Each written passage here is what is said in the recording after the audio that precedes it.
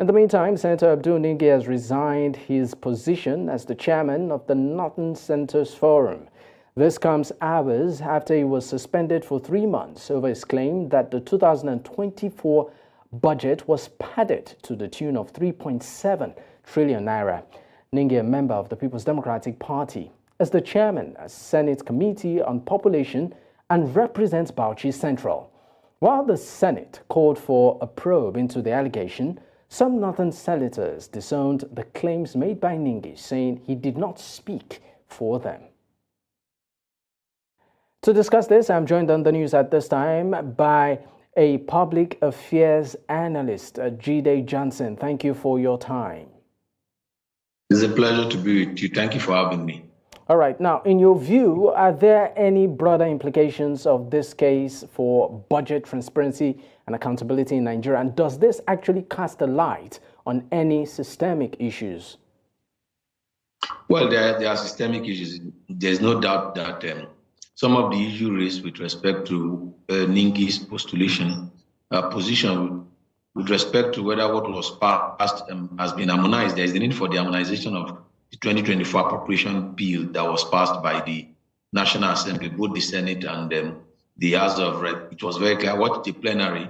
However, it's just the figure that is being projected by Abdul Ningi is not what was actually passed. I think that's the discrepancy was not as much as what he has projected. But there's no doubt if you watch the plenary of the National Assembly in the course of today, you discover that he was even pointed out, particularly by the Deputy Senate President, that they pointed out the need for both the Senate and the House of Rep and the Executive to have come whether with a correctum or with an amendment to address some of the issues that were wrong with the 2024 appropriation bill that was passed by the National Assembly and assented to by the President. And on the broader issue of transparency, I think the National Assembly must wake up to its responsibility to understand that the core function they have is to pass the annual appropriation bill. If a bill was presented in November 30 or I think November 30 or October 30th, I can't recall whichever date was produced. 1 month, 2 months is not enough for them to have meaningful deliberation.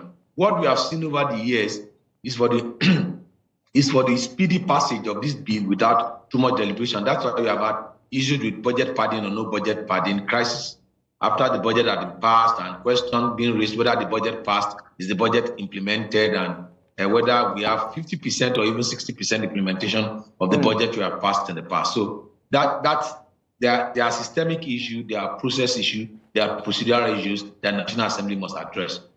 All right. Now, some have suggested that Senator Ningi's suspension might be politically motivated. What's your take on this perspective? And does Senator Ningi's party affiliation play a role in how this case has been handled? I disagree with that position. I disagree because, look, it was a public hearing that was televised for everybody to follow. If you actually follow the proceeding from the beginning to the end, you know that the principle of fair hearing, the principle of transparency, the principle of democracy was allowed to play its hand. And then if you look at the motion moved by Senator Jimo from Ondo State, I can't recall his surname now. He was the one that moved the motion for the suspension, 12 months. He proposed 12 months suspension, which was later amended to 6 months and 3 months. And then in the wisdom of the Senate, the 3 months suspension was accepted. So if you follow the proceeding, you won't say this undemocratic or it's the majority party overreaching its influence and inspiring the National Assembly. Look, there was an infraction. The rule book of the Senate were read, and there were infractions that were committed. And based on the rule book, the process and the procedure of the Senate, this is the method they used to discipline themselves. So I don't think that that was trying to stifle the opposition. If you even follow the proceeding, you saw that the minority leader, who is from Senator Abamoro, who is from Benue State, when order was restored, you recall during the session, Senator Jaribe from Cross River raised a particular issue with respect to some senator getting 500 million constituency project and some not getting, which caused this order before order was restored. And it was the minority that spoke after order was restored in the floor of the National Assembly. for deliberations to continue. So as far as I'm concerned, the measure that was taken was not autocratic, it was democratic, and it was transparent, and everybody was given a fair hearing. And all those that were accused were given opportunity to express themselves, to justify whatever position they've taken with respect to going public with what they have said and trying to correct whatever impression they have created concerning the image of the Senate. All right, Jide Johnson, of course, before I let you go, could this case actually set some sort of precedence for how future allegations of budget, padding in the country is handled?